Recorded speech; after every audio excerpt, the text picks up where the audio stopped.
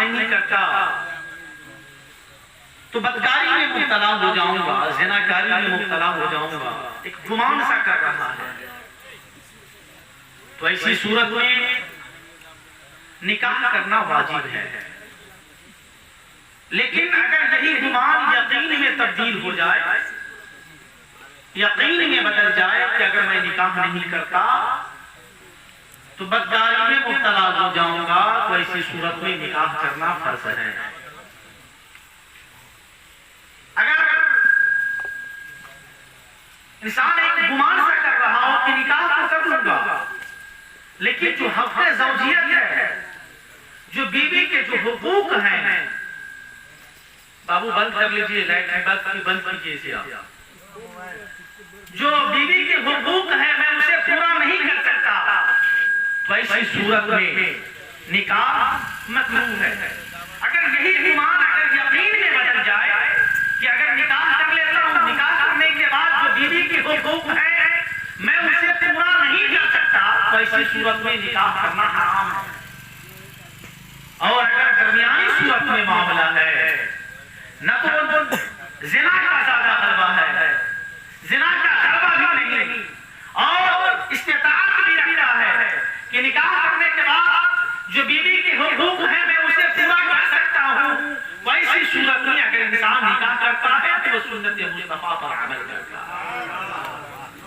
دیکھیں سرکار مدینہ صلی اللہ علیہ وسلم نے ارشاد فرمایا کہ اگر کسی کے پاس 3 بیٹیاں ہوں یا 3 بہنیں ہوں، اگر صحیح پرورش کر کے اگر اسے رخصت کر دے، جو ان کے حقوق ہیں ان کے حقوق کو اس انداز میں ادا کر کے اگر اپنی ذمہ داری کو نبھا لیتا ہے، تو آقا کریم صلی اللہ علیہ وسلم ارشاد فرماتے ہیں کہ وہ انسان جنت میں جائے گا، خواہ وہ بھائی کی شکل میں ہو یا باپ کی شکل میں ہو۔ ایک روایت میں یوں ذکر کیا گیا کہ اگر کسی کے پاس 2 نہیں 3 نہیں بلکہ 2 بیٹیاں یا 2 بہنیں ہوں، اگر بھائی یا باپ اپنے بہن کی صحیح پرورش کر کے اس کے حقوق کو صحیح طریقے سے ادا کر کے اگر نبھا لیتا ہے، اپنی ذمہ داری سے وہ چھٹکارا حاصل کر لیتا ہے، تو سرکار مدینہ صلی اللہ علیہ وسلم نے ارشاد فرمایا کہ وہ انسان جنت میں جائے گا۔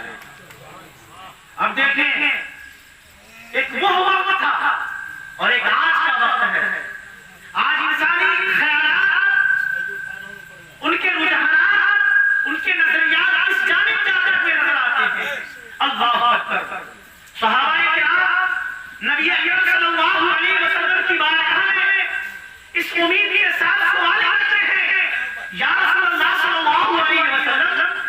آپ نے جو فضیلتیں بتائی ہیں یہ 2 بیٹی اور 2 بہن کے بارے میں ہے، میرے آقا اگر کسی کے پاس اگر 1 بیٹی ہو یا 1 بہن ہو تو کیا اس فضیلت کو حاصل کر پائے گا یا نہیں کر پائے گا؟ میرے آقا ارشاد فرماتے ہیں اگر کسی کے پاس 1 بیٹی ہو، اگر صحیح طریقے سے صحیح پرورش کے ساتھ اگر نبھا لیتا ہے، اپنی ذمہ داری سے چھٹکارا حاصل کر لیتا ہے، تو وہ شخص بھی جنت میں جائے گا۔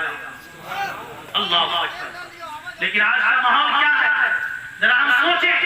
اگر ہمارے گھر میں لگاتار 2-3 بچیاں پیدا ہو گئی تو ہم اپنے چہروں کو بالکل اس طریقے سے مجھانا شروع کر دیتے ہیں، لگتا ہے کہ چہرے پر 12 بج رہا ہو۔ یہ ماں باپ کی بات تو دور کی بات ہے، بلکہ گاؤں کے لوگ، بلکہ گھر کے لوگ برا بھلا کہنا شروع کر دیتے ہیں اور یہ کہتے ہیں پتہ نہیں ان کے اندر کون سی خرابیاں ہیں، یہ کون سا برا کام کیا ہے کہ جس کی وجہ سے ان کے گھر میں صرف لڑکیاں ہی پیدا ہو رہی ہیں۔ اللہ اکبر۔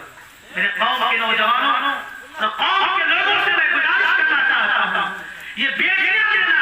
یا بیٹے دینا یہ انسان کے بس کی بات نہیں ہے۔ رب العالمین جسے چاہتا ہے بیٹیاں دیتا ہے، جسے چاہتا ہے بیٹے دیتا ہے۔ اس لیے جو انسان برا بھلا کہتا ہے ان کو ان چیزوں سے پرہیز کی ضرورت ہے،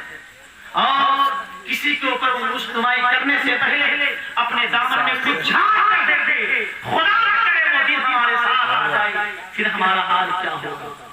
اس لیے بڑے خوش قسمت ہیں علی جناب نصیر صاحب جو اپنی دختر نیک اختر کی شادی کر رہے ہیں، رب قریب کی بارگاہ میں دعا ہے مولا تبارک و تعالی اس شادی کو شادی خانہ آبادی فرمائے، اور کل جو رسم نکاح منعقد ہونے والا ہے مولا پاک اپنی بارگاہ میں مقبولیت کا درجہ عطا فرمائے، اور ساتھ ہی ساتھ یہ وقت زیادہ نہیں، انشاءاللہ پھر کبھی موقع ملے گا تو سناؤں گا، کیونکہ علماء کرام کی فہرست کافی لمبی ہے۔ میں چلتے چلتے ایک بات یہ عرض کر کے جانا چاہتا ہوں کہ آپ اپنی بیٹی کی مستقبل کو، اپنی بہن یا بھانجی کی مستقبل کو خراب کرنے کی کوشش نہ کریں، بلکہ جہاں بھی آپ رشتہ نکاح آپ انتخاب کرنے کی کوشش کر رہے ہیں تو آپ کو یہاں پر لازم و ضروری ہے کہ ہم نگاہ اٹھا کر کے دیکھیں کہ جہاں ہم رشتہ لگا رہے ہیں کہیں وہ بدعقیدت کر رہی ہے، کہیں وہ بدمذہب کر رہی ہے، کیونکہ اگر ہم اپنی بچی کا نکاح یا اپنی بہن کا نکاح یا اپنے گھر کی کسی لڑکی کا نکاح اگر بدعقیدے کے ہاتھ میں دیتے ہیں، بدعقیدے سے کر دیتے ہیں تو یاد رکھے وہ نکاح نہیں خالص دینا۔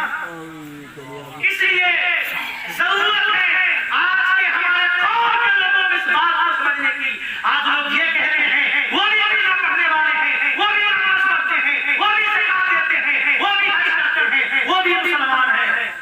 بظاہر تو ایسا ہی لگتا ہے لمبی لمبی داڑھیاں بڑھا لینے سے یا لمبی لمبی نمازیں پڑھ لینے سے کوئی مسلمان نہیں ہو جاتا۔ میرے ملت کے نوجوانوں، اصل ایمان ہے، ایمان پور ہے، اگر ایمان ہے تو سب کچھ مقبول ہے، اگر ایمان درست نہیں تو سب مردود ہے۔ اس لیے اپنے ایمان کی حفاظت کریں اور اپنے عقیدے کی حفاظت کریں۔ مولا تبارک و تعالی ہم سب کو ان ساری باتوں پر عمل کی توفیق عطا فرمائے۔ اللہ رب العزت قرآن مقدس میں اعلان فرما رہا ہے الرجال قوامون علی النساء، مرد افسر ہیں عورتوں پر۔ اللہ رب العزت نے مرد کو حاکم بنایا ہے،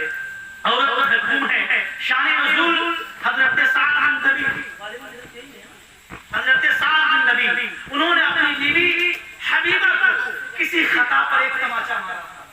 کسی خطا پر ایک تماچا مارا تھا، تو حبیبہ کے والد نے نبی کونین محمد عربی صلی اللہ علیہ وسلم کی بارگاہ میں شکایت لے کر پہنچ گئے کہ حبیبہ کو انہوں نے مارا ہے۔ اللہ اکبر، اسی وقت اسی باب میں یہ آیت کریمہ کا نزول ہوا الرجال قوامون علی النساء، مرد حاکم ہیں عورتوں پر تدبیر کے لیے اور ادب و تہذیب کے لیے۔ اگر عورتیں بات نہیں مانتی ہیں، اگر عورتیں شیطانیت کر رہی ہیں، شوہر کے حقوق کو ادا نہیں کر رہی ہیں، شوہر کی نافرمانیاں کر رہی ہیں، تو ایسی صورت میں شریعت اجازت دیتی ہے کہ ان کو صحیح طریقے سے پہلے تو بات سمجھائیں، اگر نہ ہو سکے پھر بات چیت بند کر دیں، یہ بھی نہ ہو سکے بسیار کر لیں، یہ بھی نہ ہو سکے کتابوں کے اندر ذکر کیا گیا کہ مسواک سے اسے مارے، کیا کریں مسواک سے کریں۔ یہ نہیں کہ موٹا ڈنڈا سے لے کر کے مارنا شروع کر دیتے، یہ شریعت اس کی اجازت نہیں دیتی۔ حدیث کو توڑ دیجئے، اب وہ لڑکی گھر میں چلاتی رہے، ایسی شریعت اجازت نہیں دیتی۔ اللہ اکبر کبیرہ۔ لیکن آج ہوتا کیا ہے، نہ تو عورتیں اس بات کو سمجھنے کے لیے تیار ہیں، نہ تو مرد اس بات کو سمجھنے کے لیے تیار ہیں۔ تھوڑی سی کوئی بات ہوتی ہے، انمن ہوئی عورتیں بیوی اپنے شوہروں کے اوپر بالکل آواز کو کھول دیتی ہیں، نافرمانیاں کرتی رہتی ہیں، جو چاہتی ہے بولنا شروع کر دیتے ہیں، اور شوہر جب یہ دیکھتا ہے فیش میں آ کر کے اپنی بیوی کو طلاق دے دیتا ہے۔ یاد رکھیں یہ طلاق جائز تو ہے،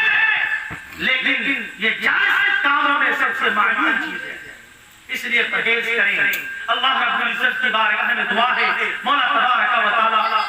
قوم کی بیٹیوں کو اپنے شوہروں کی خدمت کی توفیق عطا فرمائے، اور بولنے کے اندر کسی طریقے سے قصر سبر لفظ معنی غلطیاں ہو گئی ہوں مولا معاف فرمائے۔ استغفر اللہ ربی من کل ذنب واتوب الیہ ولا حول ولا قوة الا باللہ العلی العظیم۔ السلام علیکم ورحمۃ اللہ۔